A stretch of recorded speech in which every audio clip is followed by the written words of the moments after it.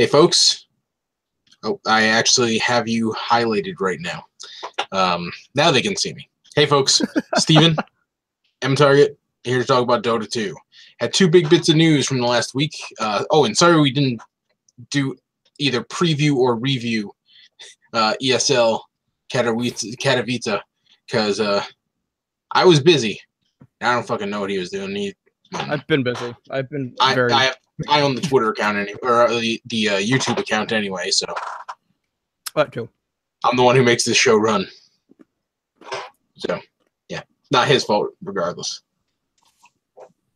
I was busy, but we're here to talk about two bits of big news, which are the PGL Bucharest Major results, and the probably more important news, which is the introduction of Dota Plus and why I'm all doomy and gloomy about it. So, since I led off with why, like, the headline we got for this is Dota Plus is the end days, also Bucharest Major results, and going to describe that. But first, we're going to talk about what the fuck is Dota Plus, and I don't have it. MTarget does, and he just showed me what it looks like in client. For anybody who is interested in learning more about it, you can check it out on blog.dota2.com. They have a big old fancy page for it and what it is, what you get from it, and how they charge you $4 a month. And also a shitload of other like YouTube channels have done introduction videos and shit. So yeah, ultimately we're going to do ours. Yeah. So basically, it has a lot of the different kind of shit you would get in a battle pass, including fancy chat wheel stuff, some different other features like different challenges for in-game, character-specific stuff, like a lot of random stuff, but not necessarily anything especially, in my opinion, worthy of the money. Right? Yeah. I mean, again, it's sort of personal preference. I bought it because I was, intrigued by it. I wanted to give it a try and everything else. Plus, I mean, I do think that some of the skins are kind of cool. And if you are somebody that plays specific heroes a lot, I think that it's more worth it than somebody that plays a little bit of everything. Yeah. So all you jackass Pudge mains. Yeah. Well, no, because then they'll see exactly how bad they are. Yeah. That's true. Yeah, so there's that. But no, so in all seriousness, I bought it. I've played a couple games with it. First off, people saying, oh, it's pay to win because it tells you what to pick and where to play. My first game, it said for the first 4 picks, it wanted a support mid. It wanted Witch Doctor mid. It wanted Disruptor mid. It wanted... Nice. Because here's the thing, is it saw an Invoker on the other team, and it said, oh, okay, you want somebody with a Disable. You want somebody with a Nuke. You want... Witch Doctor, Witch Doctor, Disruptor, both they do that, but they're also... Does Disruptor really count as a nuker? He has a little bit of a nuke, but point being is that they technically fit part of the requirement, so the algorithm put them there. Yeah, that's not... If you're not moron and just follow what it says, you're going to be playing like Faceless Void mid or something dumb like that when you don't know what you're doing. If you use it as a tool and you pay attention to it as it goes, it's not awful. It's so I played my first game. It was like, and I was doing the welcome quests, and it was like play a hero that was suggested. And so I'm like waiting, and finally it's like Viper, and I was up against the Queen of Pain mid. And I was like, okay, Viper's a decent pick. I'll pick it against Queen of Pain just so I can get my points to spend on whatever down the line. I got Viper. I don't remember if I followed the build to a degree. The biggest thing that was nice about the selecting the buff assistant, whatever you want to call it. Also, real quick, keep closer to your microphone because let's go that way. The nice thing wasn't so much the hey, here are the items to pick. It's hey, here are the percentages that all of the popular items are picked. So you know how in like basic Valve it just shows like the block of like early, mid, late game, and nobody really pays attention to that. But below that, there's the popular items. Yeah. And normally you don't know what the percentages are. You just know that they're popular. Now it shows percentages on them. Okay. So that's cool. And on top of that, my second game, I played Lesh mid because, okay, like I need somebody mid. Actually, I got an all random game. So it was like Leshrac should go mid. And I was like, yeah, duh. So I just, cool, 3 points that way. And I actually started with one of the guides, and I was like, well, I want half of this guide and half of this guide. So I started with this one, and it was a guide that didn't have Bloodstone in it. It was like Kaya, Yules, etc. And I was like, no, I want Bloodstone. So I built my Bloodstone, and then I hit update guide, and it refreshed, and it kind of mashed some stuff together. So that was cool. Again, I knew what I wanted, so it didn't matter that much. But it's this learning algorithm, like live action guide, which is really like if you were to buy Dota Buff Plus, strip out a lot of the good stuff, and look at just some of the like stuff that you can actually even get with just regular Dota Buff, and do it live. I was about to say, it sounds, the more you describe it, like it's basically just a Dota Buff numbers integrated into the Dota client. Yeah, pretty much. Which, so again, if you are like, I don't know if this is going to be any good for me, if you've got 2 monitors, when you pick a hero, on the second monitor, open up that hero's Dota Buff page and look at the like stats, not the like, hey, what's this, like this guy's build, look at what's picked most often. And that is literally what you'll get in game. So it's nice. You know, it is. And especially if you are learning, or say you want to think some, like for example, for me, it was nice seeing, oh, okay, like here are the percentages. I'm going to use that to inform my decision, not, oh, I need to follow a guide. So that's nice, you know, for somebody who doesn't have thousands of hours in Dota. But on top of that, for the people who are more hardcore into Dota, you know, you play it more often, you're better at it, you don't really care about the guides so much. The nice stuff is you get a voice wheel back. And you actually know about Dota Buff. Yeah, and you know about Dota Buff, and you're already using that. Or maybe you're not. Maybe you're, you know, Miracle, and you just build whatever the hell you want. But you want that BM. You can get legacy skins directly through this. So a lot of the older skins that, you know, were some of the first skins to come out in treasure chests. So like some of those like early rares and stuff that you couldn't really get anywhere. Yeah, a lot of folks probably don't remember them, but or remember how they got retired. But a lot of old skins got retired. Yeah, and a lot of old couriers and that kind of stuff got kind of just phased out. Yeah, and the courier's not there, but the skins are. And they're skins that you can buy for a couple of dollars on the Steam market. So it's not like they're, oh, you're gonna, you know, kill the market again. It's like they're cheap shit. But if you don't feel like going through the market, you can get them for free, which is nice, or free for points that you earn. There's also these really expensive exclusive skins. There's 6 of them right now. And they're either mythical or common. I don't really understand the difference because they're all the same price. And quite frankly, I think the common Timbersaw one, the one that I showed you earlier, that Siege Engine one, where instead of a mohawk, he has an axe, which is freaking cool. That one's technically a common. And then this kind of shitty Magnus skin is a mythical. So yes, the skins. I'm going to bash Dota Plus pretty quick, but skins look cool. Yeah, so and my last thing, and then I'll let you go ahead and start bashing, is the shards. So y'all know what inscribed skins are. I'm pretty sure you know. You get a skin, you inscribe it with a gem, and it keeps track of whatever that hero is doing. You know, kills, first blood, couriers bought, etc.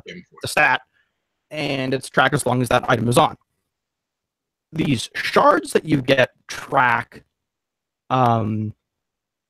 a specific thing. So for example, I'm a Luna spammer, so I bought a bunch, I randomed a bunch of the commons that you can get on Luna. So I've got, you know, triple kills, mega kills, kills in general, assists, you know, things like that. And that's just going to be on Luna, period, for me.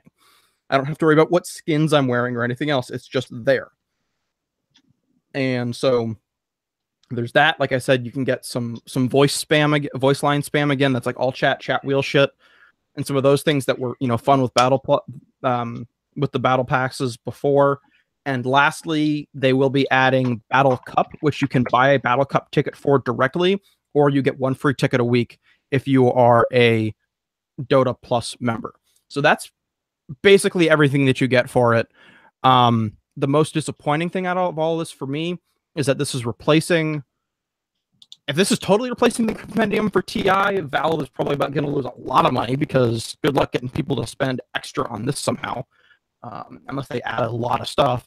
And B, what happened to, the battle passes for majors last year? There's none of that helping out the orgs now, which sucks for esports. And lastly, this monthly subscription shit. I'm going to be interested to see how that plays out. So, especially once the shiny wears off, like if somebody bought it for a month, got all the shards and stuff for their favorite character, and then they let their Dota Plus lapse, do they lose all of those? Those are questions that I have that we don't know yet because we haven't hit a month. Yeah. So, and I also don't know how many people bought, 6 months straight up, saving some money, or 12 months, or, whatever. Yeah. And, so those are just things to keep in mind. Yeah. And now it's your turn. What you just said is very reminiscent of the PSN. If you know about the PSN at all, where you can get free you're subscribed to it, you keep your subscription active, and you can get free games during that time. But if you cancel your subscription, all those things go away. And it'll be interesting to see if, once you cancel your Dota Plus subscription, are you going to just lose all your skins that you got through it? Maybe. But anyway, that's not why I am ultimately especially concerned about Dota Plus. The big thing for me, and you touched upon it briefly, is that fans have kind of been calling for a seasonal battle pass for a while now. And that's generally a great idea.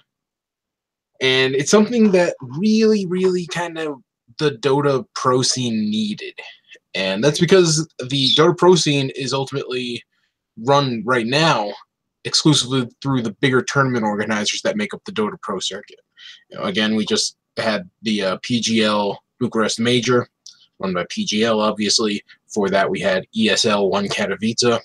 Before that, we had, we have Star Ladders. We have all of the different captains drafts, the summits. These are all fairly prominent tournament organizers that keep the Dota scene going in a way that's really necessary.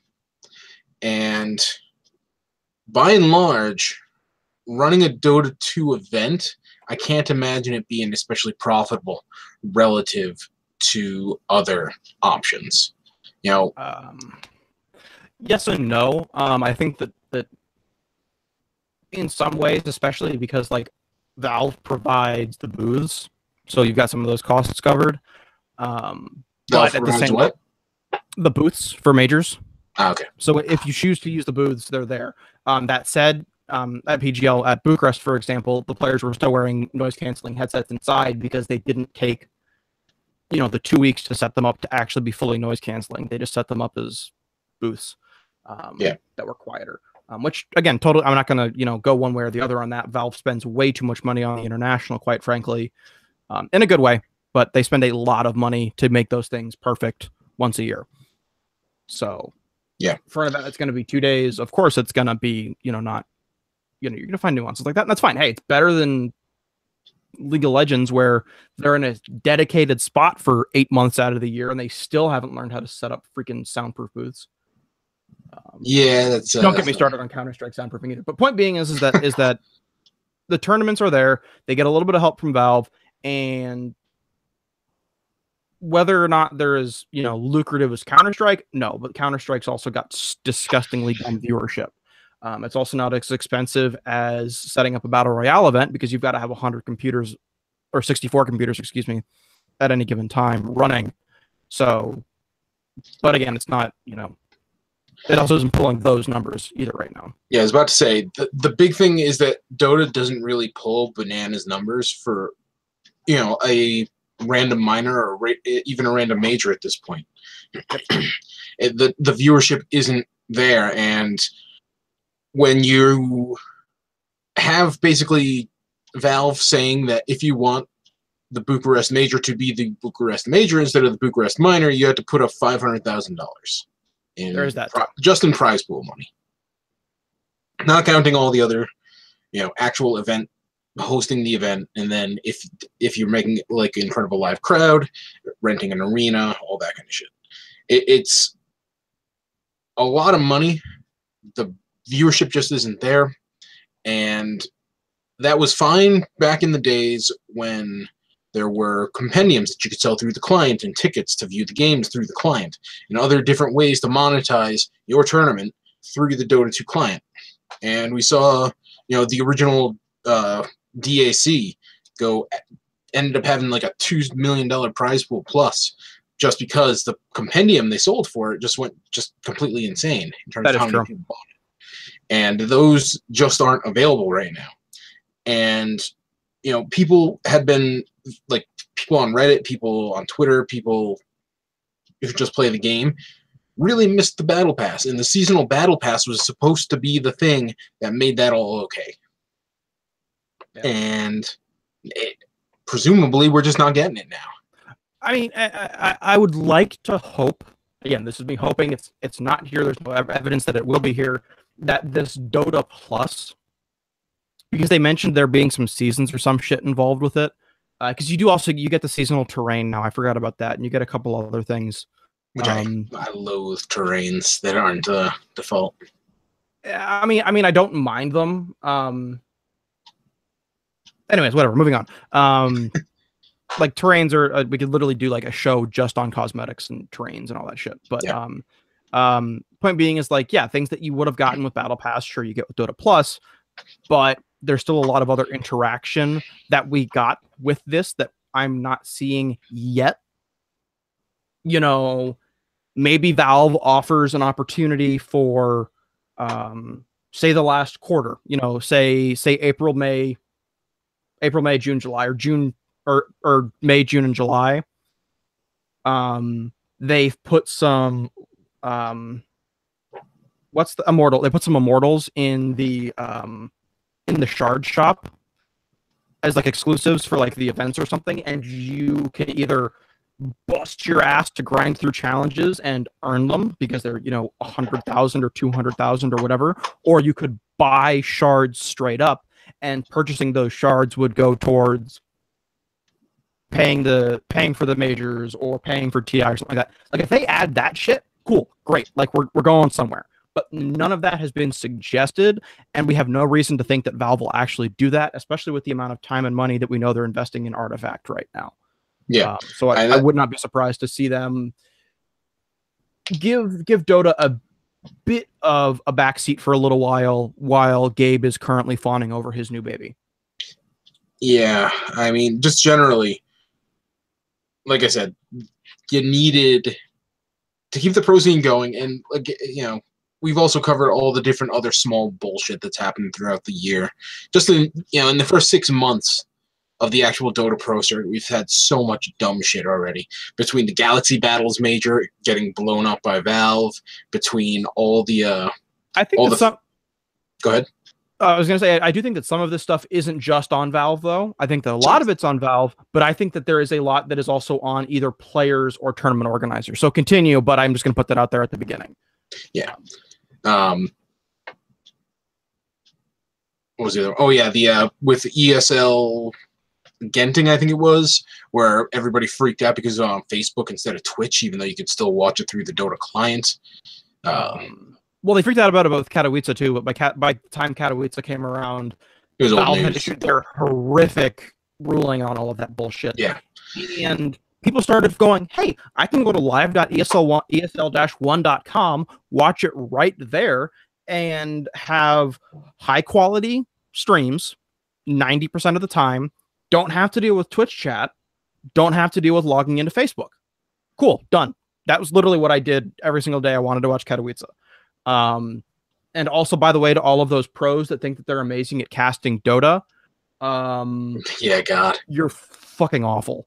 Like, I tried to tune into a couple, and I was like, I was like, yeah, sure, like I'll go ahead and like give Valve the benefit of the doubt here and try to watch it with whoever, and it was like, what are you doing? Like, it wasn't even like I was watching it with them. They were like half casting it, half dicking around, half joking with their chat. It was like, yeah, I'm not even watching the game. Yeah, casting isn't easy, and not everybody can do it. Yeah. And we've really seen that with this. But anyway, so if you're a tournament organizer, I can't fathom why you would even touch Dota at this point, because, again, there's at least a chance that Valve's going to say that your major is no longer a major like a week before the event. Yeah, but in that case, Galaxy Battles was literally hiding something from the players. So, but Valve still should have known. I mean, I agree that Valve should have known, but you know, if you read between the lines / believe the rumors where the event said, no, we got all the players' visas handled, you don't have to worry about it. And then at the last minute, they say, oh, and by the way, you need to do drug testing. Valve can be like, you were lying to the players. This is bullshit. Get the hell out. Which, in that case, Valve is acting like a players' union, which is unilaterally and, all that bullshit. But yes, they should have definitely said it. In which case, they both overstepped their bounds in terms of acting for the players, and they overstepped their bounds in terms of punishing a tournament organizer who had already sunk a fair bit of money into a tournament that, again, I would have liked to have seen them maybe downgrade Galaxy Battle, say, okay, you know what? Points are now worth, it's a minor now. It's not a major. Just punishment. That's great. But either way, this is getting that's way wrong tangential. Wrong episode. We did that. We already had this exact episode a couple of months ago, and said the exact same things. Pretty much. Regardless, so the Valve not going to help you in terms of, actually hosting the event.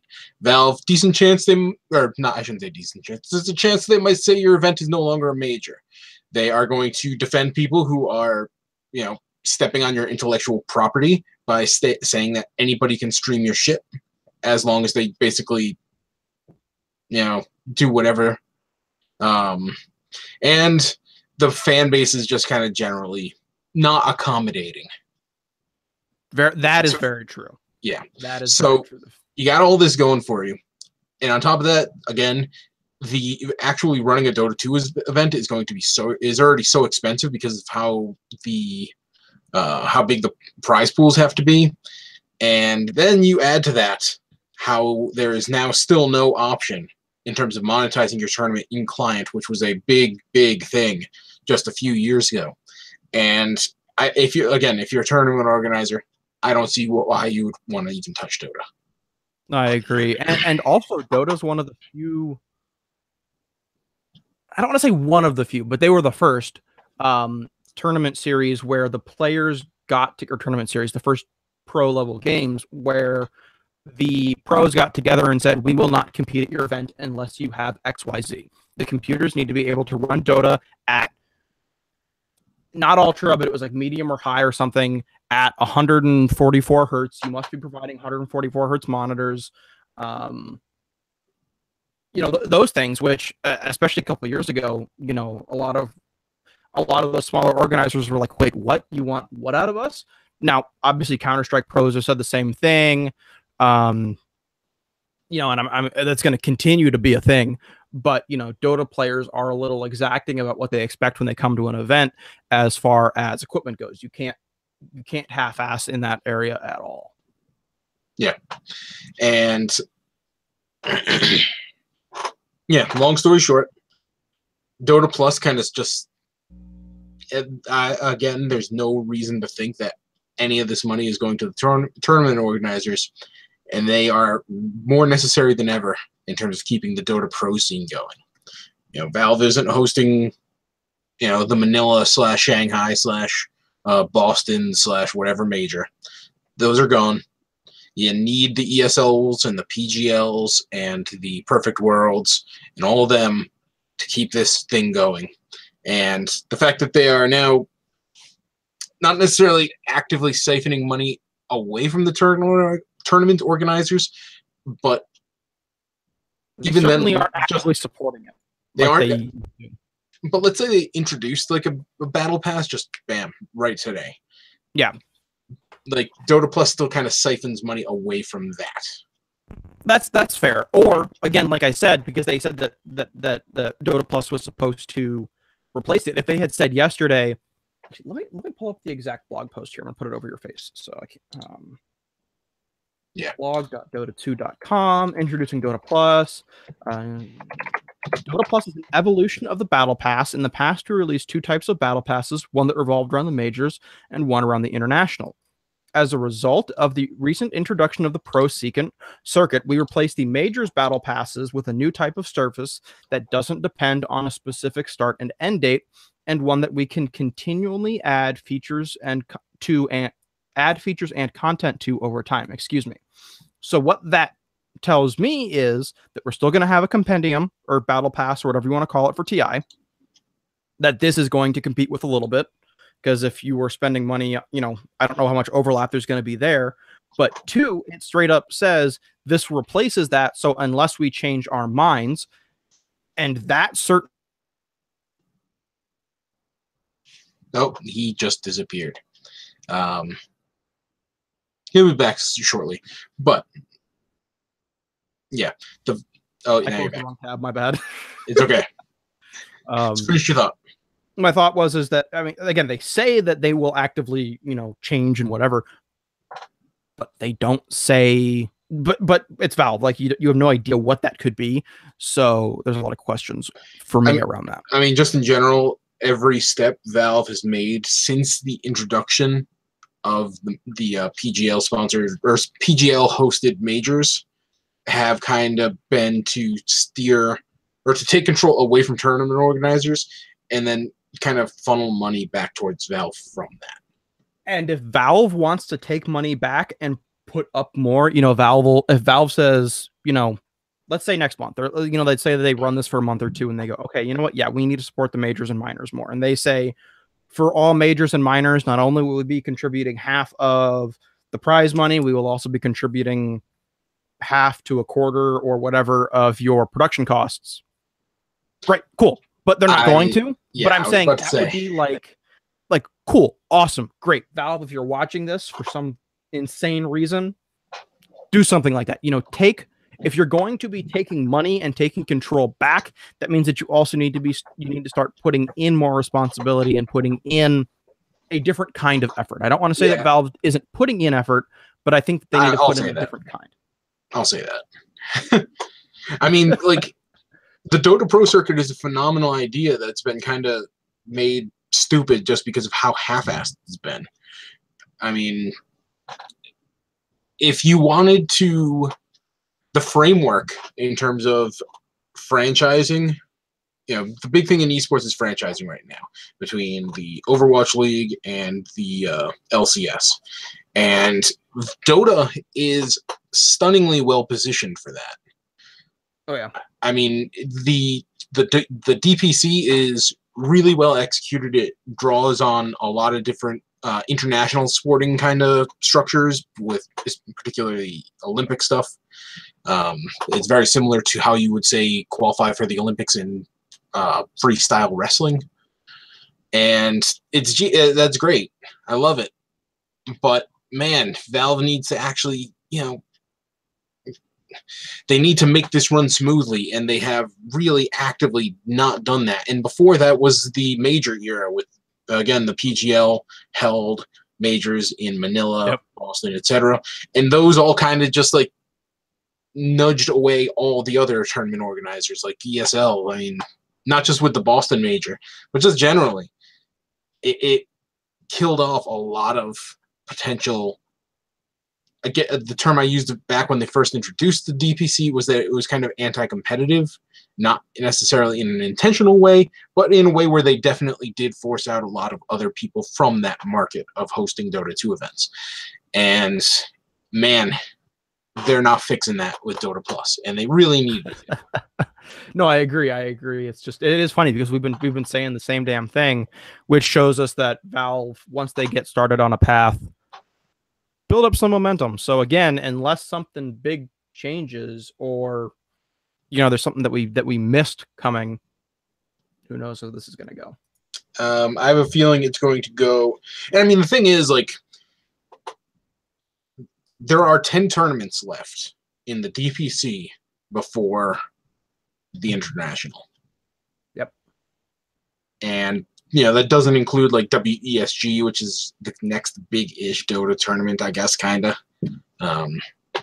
It's kind of it's its own thing, but kind of weird because like it gets even less support from the big players now than it did even like last go around. But anyway, Yeah, the clock is ticking on whether or not they could even do a battle pass type thing, and they are quite obviously not doing that at this point with the introduction of Dota Plus. And even if they do, a lot of the features that would have made a seasonal battle pass for the summer/spring, anything that would have made that appealing, has now been kind of, yeah. The money is being funneled away from that. And, you know, it's not like when they do a compendium/battle. When did they introduce it last year? Like, it was like May-ish, right? For the TI compendium? Or June-ish? Yeah.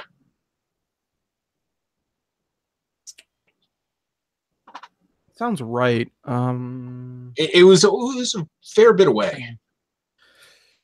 TI, was that TI 7? Yeah. TI 7. I'll pass.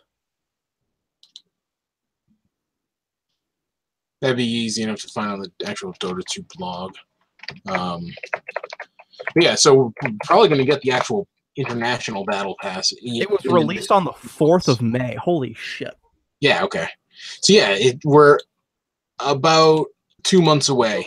Yeah, then there goes my idea for no, maybe next year. And I hate saying maybe next year for this shit, but at the same time, I mean, but that's the problem is we are already in Pittsburgh Steelers fan over here. Not going down that road. Not going down that road. But no, in all seriousness, they might get it right eventually, but they probably won't because they're focused on Artifact. And I don't, I'm not saying that to be funny, but yeah, Valve has a good point of the day is that okay, sure, maybe they do get it right eventually, but the fact that we have to say right now, maybe they'll get it right eventually, is a very scary thing. Yes, for anything. I was saying that with Smite for years, and they get it right. They're at now. They never got it right. They never got it right. Never got it right. Mm. So, you know. So, long story short, Dota Plus isn't the battle pass that the actual DPC needed. That's the last 20 minutes in one sentence. Yes. So let's talk about the actual DPC stuff that did happen, which is PGL Bucharest. Bucharest Major depends on who is actually doing the write-up for it. Pretty solid tournament. Usual 1,500 qualifying points made available. Breakdown is 750 for first place, 450 for second place, 150 for third and fourth place. There was no third place game, which was the case in Katowice. Virtus Pro are your now 3-time major champion this season. This is their 3rd major win of the season. And now locked, guaranteed a slot at TI. Yeah, more importantly, they don't change roster. Which, God, why would you? Well, I'm not saying, I'm just saying, you know.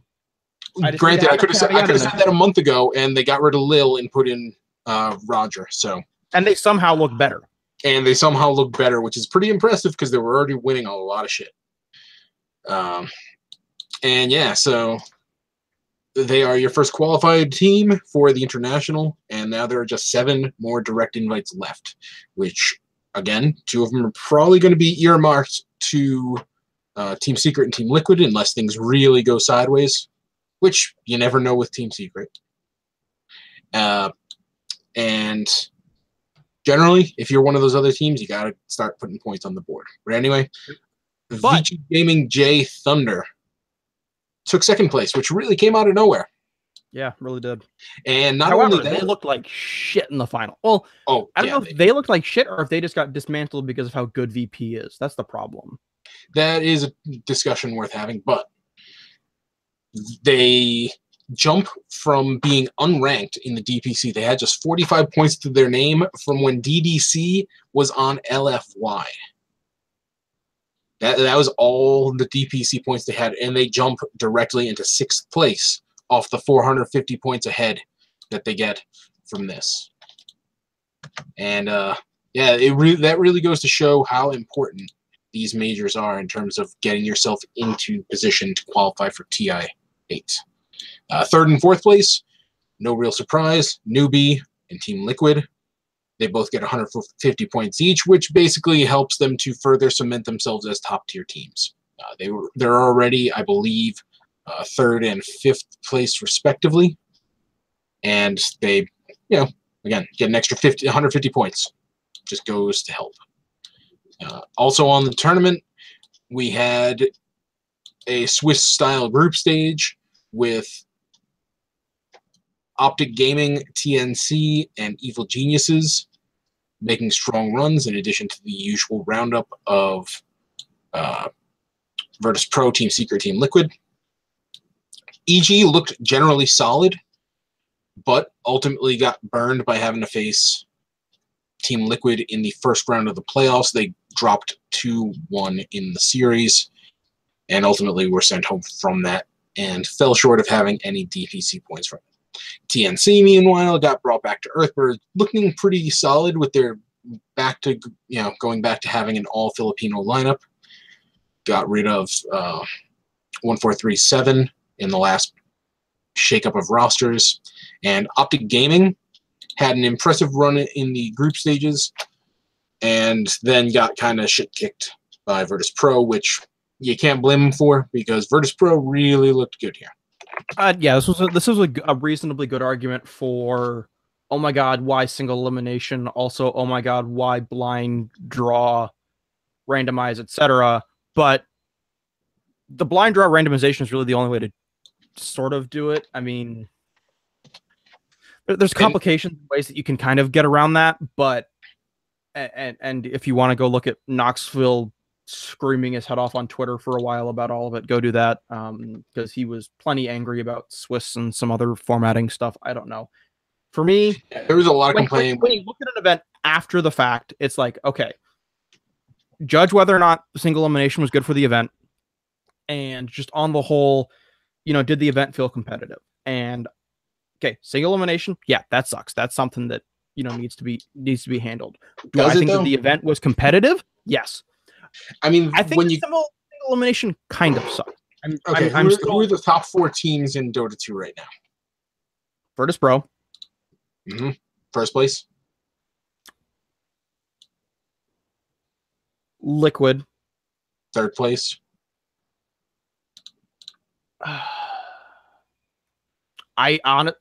Maybe Secret, but I don't think Secret even. I honestly, I'm trying to think about who my top 4 would be. Newbie. Yeah. Where was they Newbie? got third place. Okay. I can't. In my opinion, you can't complain about not having double elimination when the most logical outcome happened, regardless of the format. Is Virtus Pro winning surprising? No. I mean, again, I think that it should have been Virtus Pro over Liquid, but okay, whatever. Yeah. Okay, like VP. And Virtus Pro will win. It's more than capable of winning a tournament. That's not a surprise on any level. No. Team Liquid, third place. Is that unusual for them? I wouldn't say so.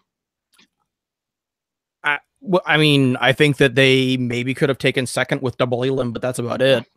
So okay, cool. They might have been able to. Whatever. VGJ Thunder looked really damn good this tournament too. Like double elimination was not going to save your ass from these guys. Yeah, until Virtus Pro. They got hot at the right time, and they got 450 DPC points from it. The results were not unusual. For the format. No, I agree with that. I do think that everybody bitching about them having Sir Action Slacks do his, draw thing. Yeah, was it goofy? Sure. But guess what? It's a draw show. You've got to make something of it. That kind of taps into the general idea of where does Slacks kind of fit in with Dota in general. Because if you look at Counter-Strike, there's some really clean, professional-looking events, generally. Now, obviously, you can get a CS Summit, which, part of the appeal is how casual it is. But, you get machine work in the desk, you get professional commentary team. Yeah. Dota doesn't have that, but I'm not necessarily going to say that Slacks doesn't have a place in it. But, you take what you know what you're getting with Slacks. The most frustrating thing for me is that I have seen Slacks clean up. I have seen him, put on a better pressed suit and one that fits him a little bit better. I've seen him sit down and I have heard him talk intelligently. Is he still boisterous? Yes. Is he still full of energy? Hell yes. Is he this obnoxious caricature of himself? No. Yeah. And I should note that I want to meet that Slacks again. That's all. Like, I mean, the Slacks is great. The Slacks has gotten himself a lot of money. Well, a lot of money. He's gotten himself paid, gotten himself jobs. He's built that. Great. I respect that. But I want to see somebody hire the other Slacks again. Yeah. Again, I'm not calling for Slacks to get fired or to hell no. Out of the community. No, I enjoy him. He is funny and he is kind of a really nice success story, all things considered, I would say. Yeah. And yeah,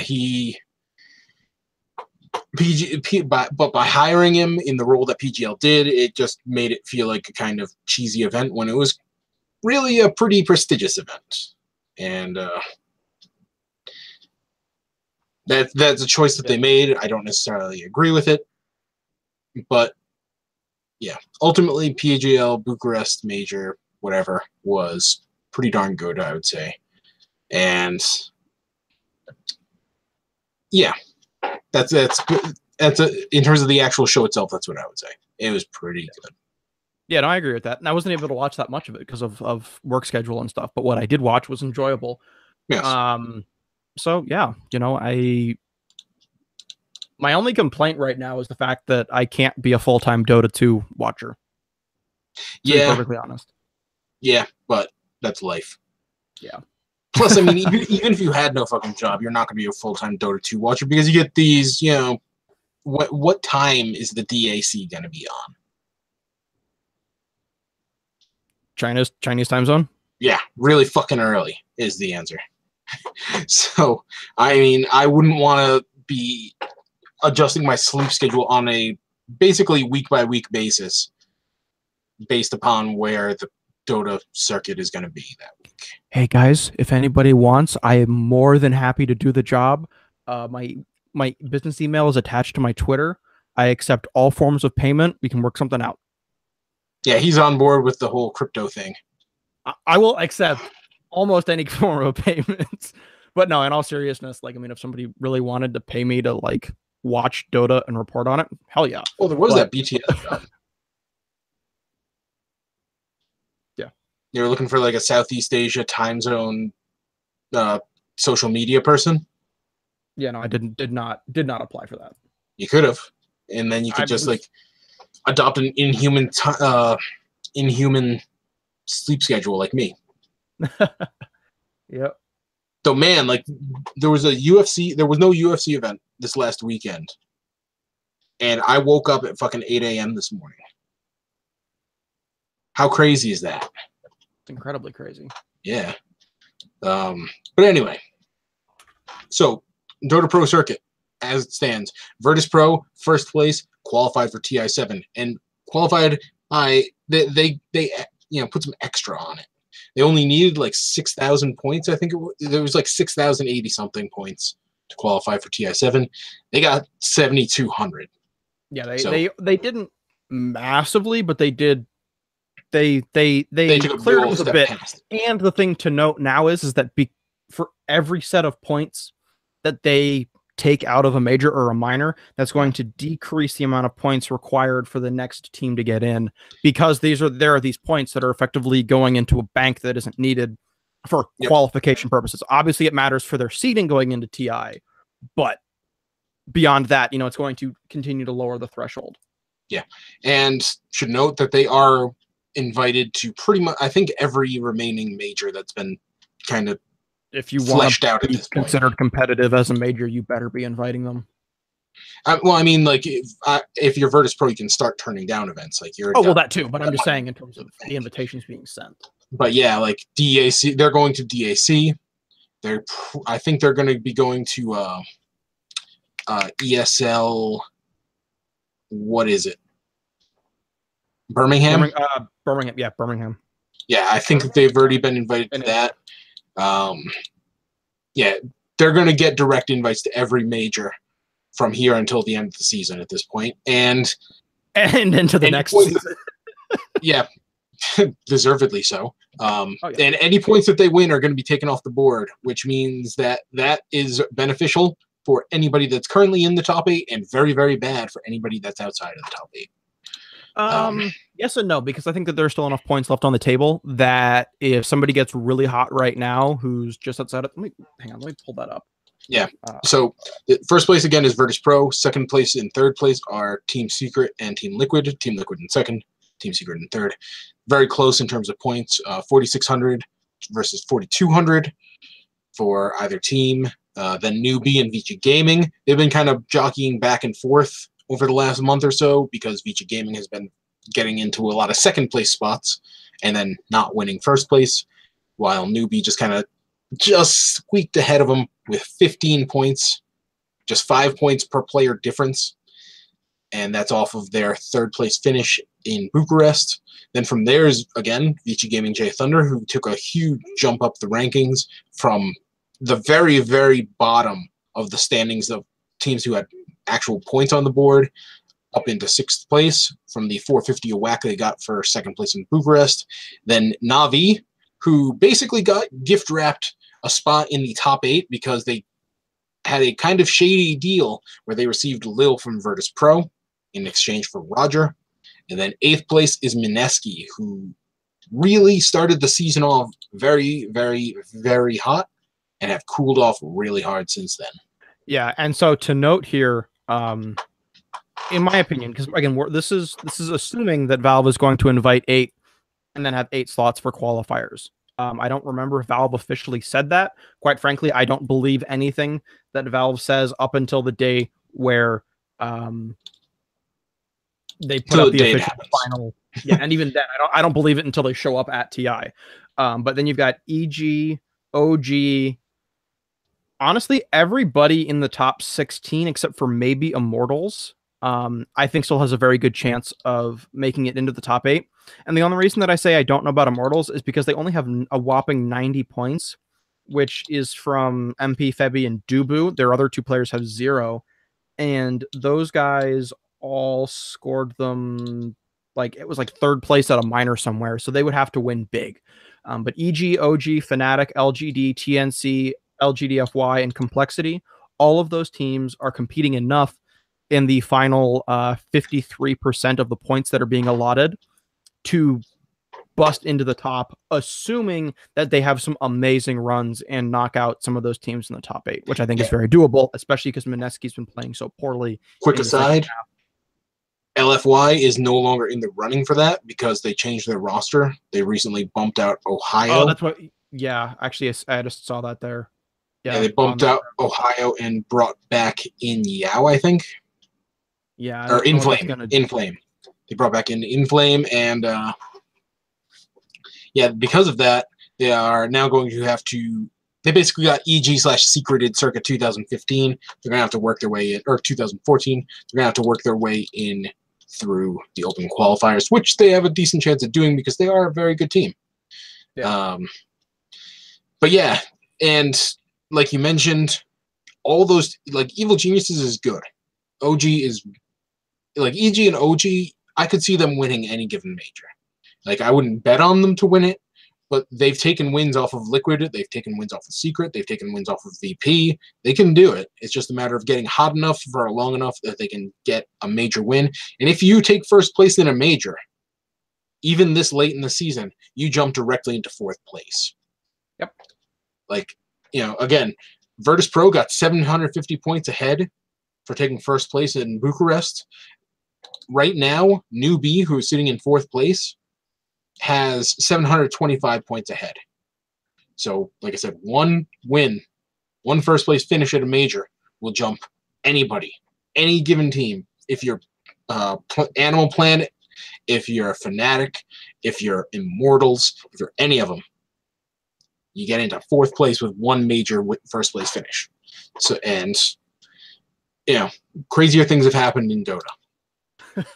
So it's still wide open. It's still wide open, but the clock is ticking. Definitely, and quite frankly, that's best. That's good. Best time of the year. Add stakes to every event.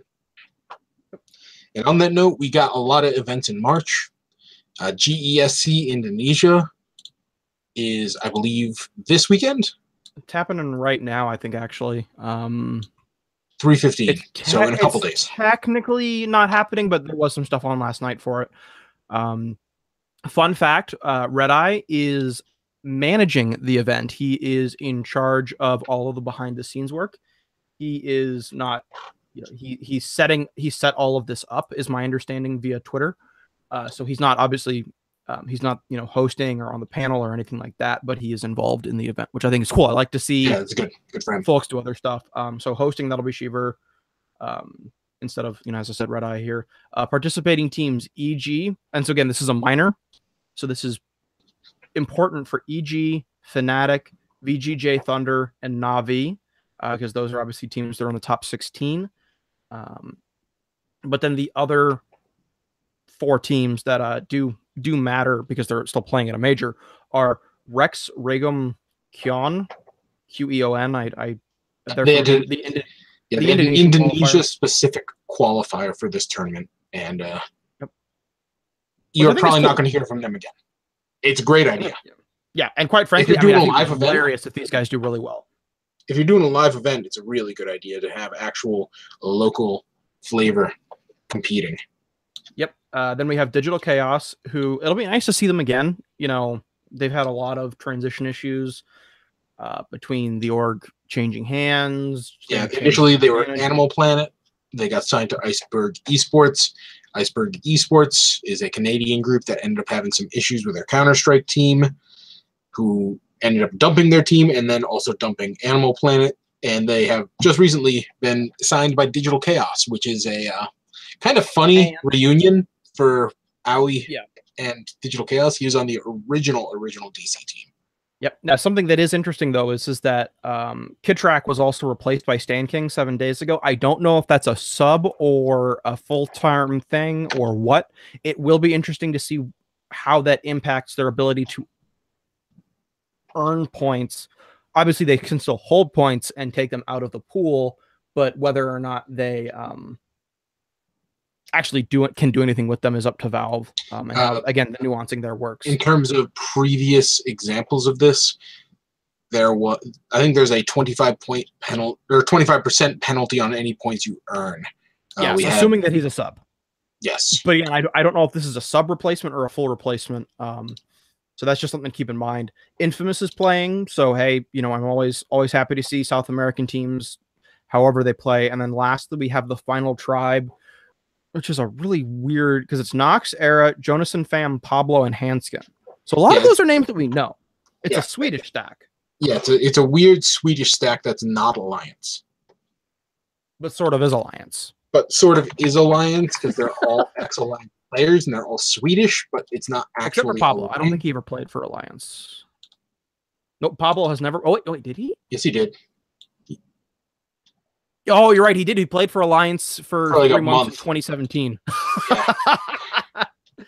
Yeah, Keith, gotta pay attention to these things. Yeah. I guess the statement is if they're Swedish, you are contractually required to play for Allegiance if you're playing. Actually, the current Alliance team has a Norwegian on it. Well, not real Alliance. Throw it out. Real Alliance. Here's your real Alliance right here playing in Indonesia next week. Actually, let me see. Let me look at that Alliance roster really quickly. Yeah, Taiga.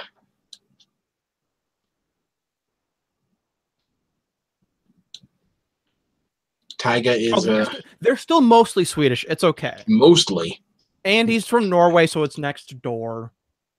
Yeah, but like... I know. I mean, he's not Danish. That would be bad. Or if he was Finnish, whew. Oof.